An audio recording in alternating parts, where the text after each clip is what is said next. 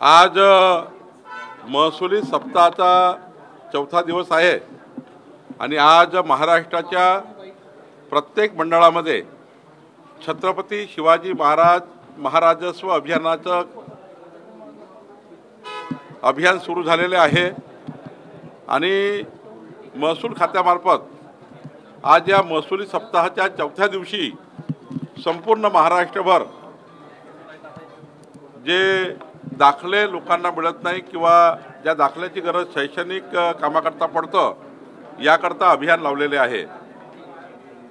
आपण जे विचारलं मला की माननीय राजसाहेब ठाकरेजींनी मराठी भाषेबद्दल वक्तव्य केलं, हिंदी भाषेबद्दल वक्तव्य केलं। हे खरं आहे की मराठी भाषा ही आमची जन्मजात आमच्या हृदयातली आमच्या रक्तातली भाषा आहे। मराठी भाषा ही या महाराष्ट्राला देशातलं सर्वोत्तम राज्य करणारी भाषा आहे आणि मराठी भाषेकरता आम्ही सर्व लोक एक विचाराने आहोत।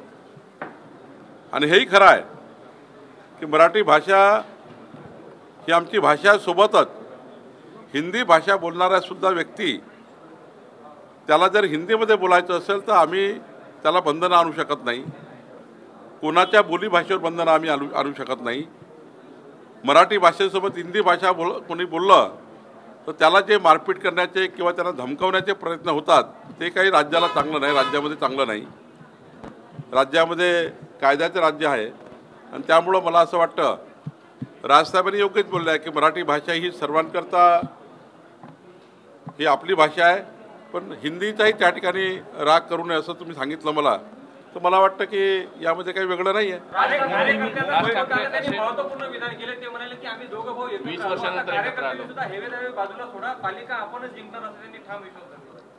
भारतीय जनता पार्टी आणि महायुतीची तयारी जी केली आहे आम्ही ही 51% मताची केली आहे।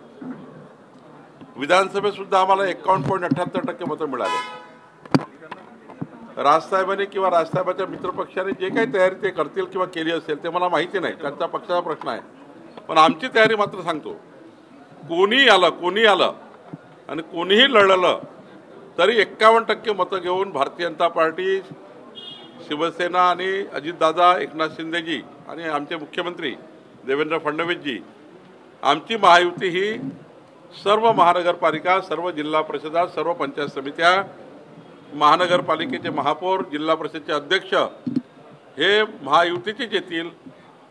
यावेळी महाराष्ट्रामध्ये एकही जागा काँग्रेसला, शरद पवारजीच्या गटाला आणि उद्धव ठाकरेजीला मिळणार नाही, कारण जनतेने आता स्वीकारलेलं आहे एकीकडे केंद्रात मोदींचं सरकार जे विकसित देशाचा संकल्प करत आहे, दुसरीकडे देवेंद्र फडणवीसांचं सरकार जे विकसित महाराष्ट्राचा संकल्प करत आहे आणि जनतेला विकासासोबत जायचं आहे आणि म्हणून विकसित महाराष्ट्राकरता, विकसित देशाकरता आणि विकसित गावाकरता संपूर्ण मतदान महायुतीला होणार आहे। सर, हिंदी में जानना चाहिए राज ठाकरे ने कहा आम्ही अशा प्रकारे ठाकरे म्हणाले युती जी आहे ती कोणासोबत करायची ते वेळ आल्यावर सांगू, म्हणजे राज ठाकरे स्पष्ट नाही। ज्यांची तयारी नाही आहे निवडणूक लढायची ते लोक असे विधान करतात। आमची तयारी आहे, उद्या जरी निवडणुका लागल्या तरी आम्ही निवडणुकीला समोर जायला तयार आहे।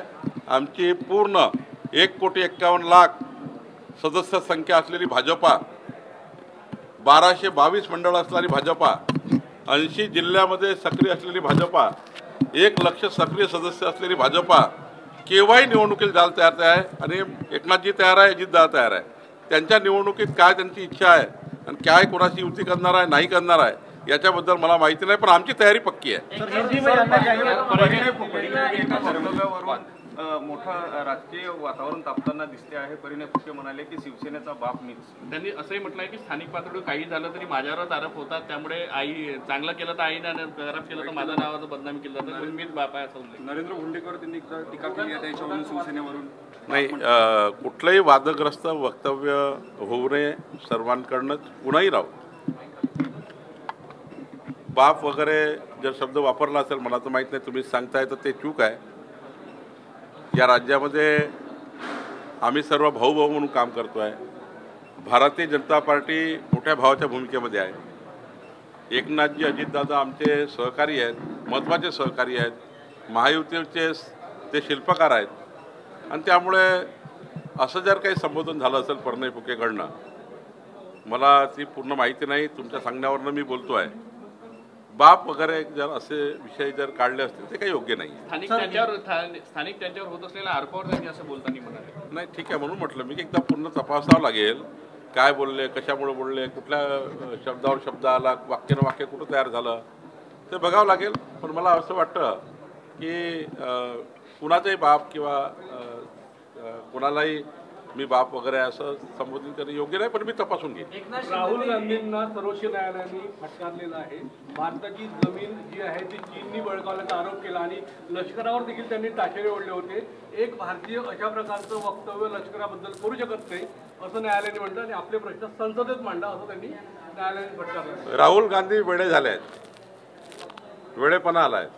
कधी ते निवडणूक आयोगावर बोलतात, कधी ते सीमेवर बोलतात, कधी सैनिकाबद्दल बोलतात. त्यांना त्यांची लाईनच घेता येत नाही. त्यांना अजून या देशाची खरी नाड समजलीच नाही. त्यांना काही दिवस प्रशिक्षणाची गरज आहे. आता विदेशात समजा चांगलं प्रशिक्षण मिळतं असेल तर विदेशात पुन्हा एकदा जाऊन या, नाहीतर मग आमच्याकडे प्रशिक्षण संस्था चांगल्या आहे. तर त्यांनी आम्हाला सल्ला मागितला का कुठल्या प्रशिक्षण संस्थेत राहुल गांधीने गेला पाहिजे, ते देऊ आम्ही त्यांना. एकनाथ शिंदेंनी मागणी केली आणि एकनाथ शिंदेची मागणी जास्त जागांची आहे, त्यामुळे दिल्लीला गेले. एकनाथ शिंदे दिल्ली गेल्याची माहिती आहे. दिल्लीचा महाराष्ट्राच्या स्थानिक स्वराज्य संस्थेच्या निवडणुकीचा काळी मात्र संबंध नाही आहे, काळी मात्र. त्यामुळे दिल्लीतले एकनाथ शिंदेची भेट ही स्थानिक स्वराज्य संस्थेची राहू शकत नाही, कारण ते अधिकार आम्हाला दिलेले आहेत. आम्ही ठरवणार आहे, म्हणजे एकनाथजी ठरवणार आहे, अजितदादा, देवेंद्रजी, आम्ही ठरवणार आहोत. त्यामुळे एकनाथजीचा दिल्ली दौरा मला वाटत नाही की स्थानिक स्वराज्य संस्थेकरता असेल.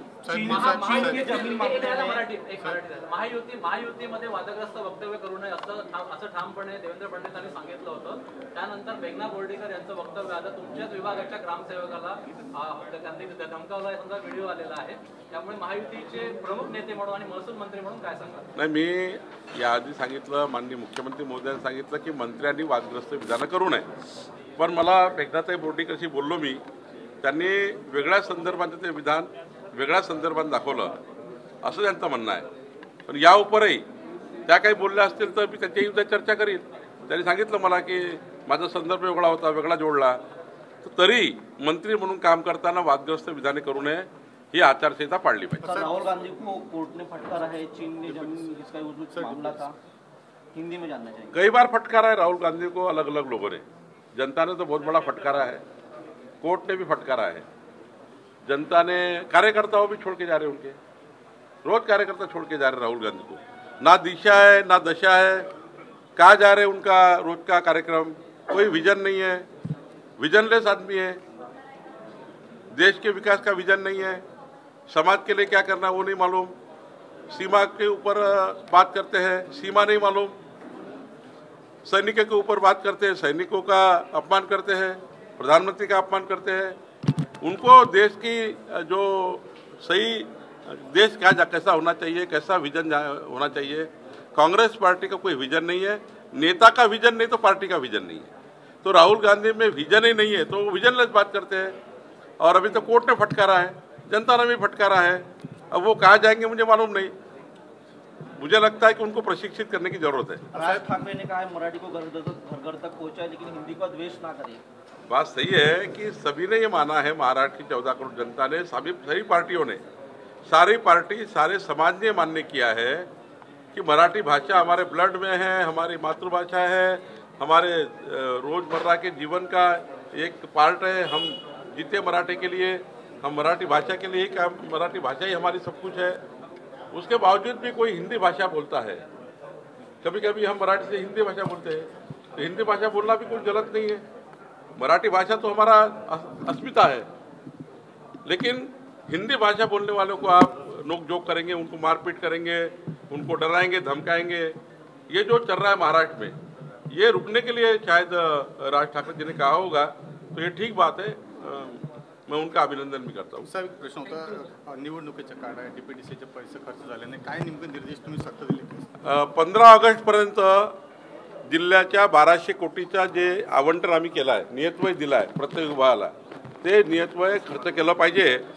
आणि 15 ऑगस्टपर्यंत नागपूर जिल्ह्यातल्या 48 विभागांना जे आम्ही पैसे दिले आहेत, नियोजन दिलं आहे, त्यांना टार्गेट दिला आहे निधी खर्च करण्याचा, IGMC आहे, GMC आहे, डागा हॉस्पिटल आहे, अजूनपर्यंत या विभागाने त्यांना दिलेला नियतव्यय खर्च करण्याचे प्रस्ताव कलेक्टरची अंतिम मान्यता घ्यावी लागतं, प्रशासकीय मान्यता घ्यावी लागतं, ती घेतली नाही आहे. मी सांगितलं आहे 15 ऑगस्टपर्यंत ज्या अधिकाऱ्यांनी जो निधी त्यांना दिला आहे तो निधी खर्ची घातला नाही तर तो निधी आम्ही सरेंडर करून घेऊ, दुसऱ्या विभागाला देऊ. आणि त्यांनी खर्च केला नाही ज्या विभागाला दिला होता त्यांच्याबद्दलची तक्रार, त्यांनी कामामध्ये कामचोरपणा केला म्हणून त्यांच्या प्रधान सचिवाला त्यांचा रिपोर्टिंग आम्ही करू.